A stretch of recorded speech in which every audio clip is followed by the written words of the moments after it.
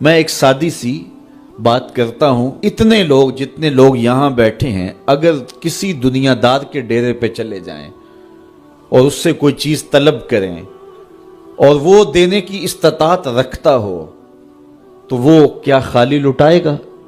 وہ کہے گا اتنے لوگ آگے ہو تو ڈیرہ داری کی شان کے خلاف ہے کہ میں ان کو خالی لٹاؤں۔ تو جب یہ دنیا دار خالی نہیں لٹاتا تو رب کیسے خالی لٹائے گا؟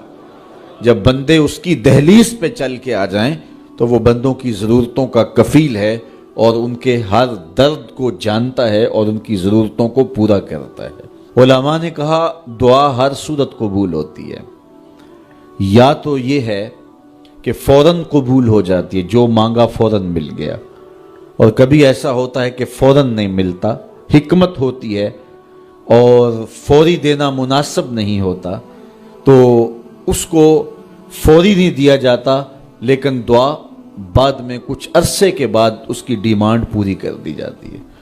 اور کبھی ایسا ہوتا ہے نہ فوری دیا جاتا ہے نہ بدیر دیا جاتا ہے، اس دعا کو ذخیرہ کر لیا جاتا ہے اور حشر کے دن اس کا بدلہ دیا جائے گا۔ اور روایت میں آتا ہے حشر کے دن جب ان دعاؤں کا بدلہ دیا جائے گا جن کا بدلہ دنیا میں نہیں ملا تھا تو لوگ آرزو کریں کہ کاش کہ دنیا میں کوئی دعا قبول ہی نہ ہوئی ہوتی، سارے صلے آخرت میں ملتے۔ اللہ اکبر۔ کبھی ایسا ہوتا ہے جو مانگا جاتا ہے وہ نہیں دیا جاتا، اس کے بدلے میں کچھ اور چیز دے دی جاتی ہے جو اس کی ضرورت ہوتی ہے اور جو اس کے لیے مناسب ہوتی ہے۔ وہ کچھ اور مانگ رہا ہوتا ہے لیکن اللہ اپنی حکمت کے تحت اسے کچھ اور عطا کر دیتا ہے۔ بہر صورت دعا قبول ہوتی ہے اور بندوں کے اٹھے ہوئے ہاتھ اللہ پسند کرتا ہے۔ آج یہ بھی بحث چلتی ہے نہیں مانگنا چاہیے، فلاں وقت میں نہیں مانگنا چاہیے، تو وہ کہتا ہے مجھ سے مانگو جب بھی مانگو، میرا دست کرم تمہیں دینے پہ آمادہ ہے۔ اور اگر کوئی نہیں مانگتا تو فرمایا کل ما یابو بکم ربی لولا دعاؤکم، اے محبوب فرما دو اگر یہ نہیں مانگیں گے تو اللہ بھی پرواہ نہیں کرے گا۔ مانگنا تمہاری ضرورت ہے، اگر تم مانگتے رہو گے تمہاری جھولیاں بھرتا رہے گا، اور اگر تمہیں اسے نہیں پکارو گے تو وہ بھی تمہاری پرواہ نہیں کرے گا۔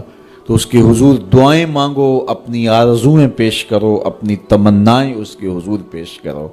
اچھا دنیا داروں سے مانگیں تو اپنے لیے مانگتے ہیں، لیکن اللہ سے مانگو تو اپنے لیے بھی مانگو، اوروں کے لیے بھی مانگو۔ وہ کریم ہے، وہ دیتا ہے اور خوش ہو کے دیتا ہے، تو اس سے مانگو، اس سے جھولی پھیلاؤ۔ اللہ سے راز و نیاز کی باتیں، جو باتیں بندہ کسی سے نہیں کر سکتا وہ اپنے رب سے ڈائریکٹ کرتا ہے، اپنے دل کے سارے دکھڑے اپنے رب کی دہلیز پہ رکھتا ہے اور اپنی ساری ضرورتیں مالک کی چوکھٹ پہ رکھ دیتا ہے، اور اس سے مانگتے ہوئے بندے کو شرم نہیں آتی، حیا نہیں آتا، بلکہ اس سے مانگتے ہوئے فخر محسوس ہو رہا ہوتا ہے کہ میں اپنے رب سے مانگ رہا ہوں۔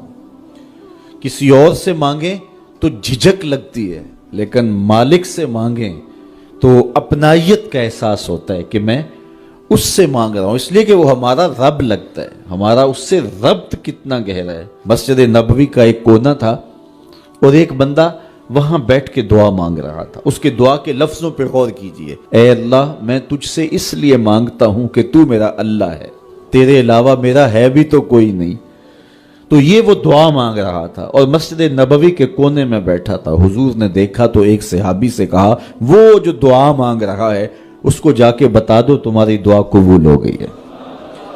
وہ مانگ اس ڈھب سے رہا ہے۔ تو یہ دعا اپنے رب سے نیاز ہے، دعا خود عبادت ہے۔ جب تمہاری ضرورتوں کا کفیل وہ ہے تو پھر اس سے نہیں مانگیں گے تو کس سے مانگیں گے؟ اور جب اس سے بندہ مانگتا ہے تو پھر وہ مانگنے والے کی لاج بھی رکھتا ہے۔ ان ربکم حیی کریم یستحیی من عبدہ اذا رفع یدہ ان یردہما صفرا۔ تمہارا رب حیا کرنے والا کریم ہے، جب بندے اس کے سامنے ہاتھ پھیلا کے دعا مانگتے ہیں اللہ فرماتا ہے مجھے شرم آتی ہے ان کے اٹھے ہوئے ہاتھ خالی کیسے موڑوں۔ جب انہوں نے مجھ سے مانگا ہے تو میں نے بھی نہ دیا تو کون دے گا؟